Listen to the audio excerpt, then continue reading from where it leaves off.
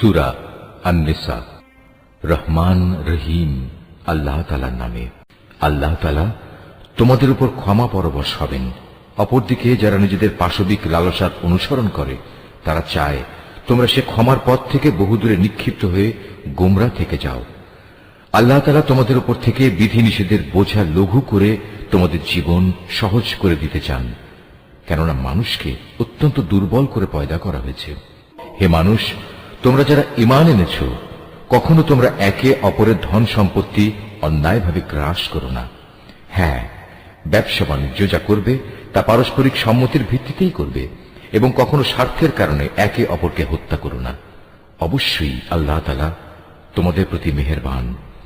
যে কেউই বাড়াবাড়ি ও জুলুম করতে গিয়ে এই হত্যার কাজ করে, অচিরেই আমি তাকে আগুনে পুড়িয়ে দেব। আর আল্লাহর পক্ষে এ কাজ একেবারেই সহজ, মোটেই কঠিন কিছু নয়। যদি তোমরা সে সমস্ত বড় বড় গুনাহ থেকে বেঁচে থাকো যা থেকে বেঁচে থাকার জন্য তোমাদের নির্দেশ দেওয়া হয়েছে, তাহলে তোমাদের ছোটখাটো গুনাহ আমি এমনিই তোমাদের হিসাব থেকে মুছে দেব এবং অত্যন্ত সম্মানজনক স্থানে আমি তোমাদের পৌঁছে দেব। আল্লাহ তাআলা তোমাদের একজনের তুলনায় আরেকজনকে যা কিছু বেশি দান করেছেন, তোমরা তা পাওয়ার লালসা করো না। যা কিছু পুরুষরা উপার্জন করলো তা তাদেরই অংশ হবে, আবার নারী যা কিছু অর্জন করলো তাও হবে তাদেরই অংশ। তোমরা আল্লাহ তাআলার কাছ থেকে তার অনুগ্রহ পাওয়ার জন্য প্রার্থনা করো।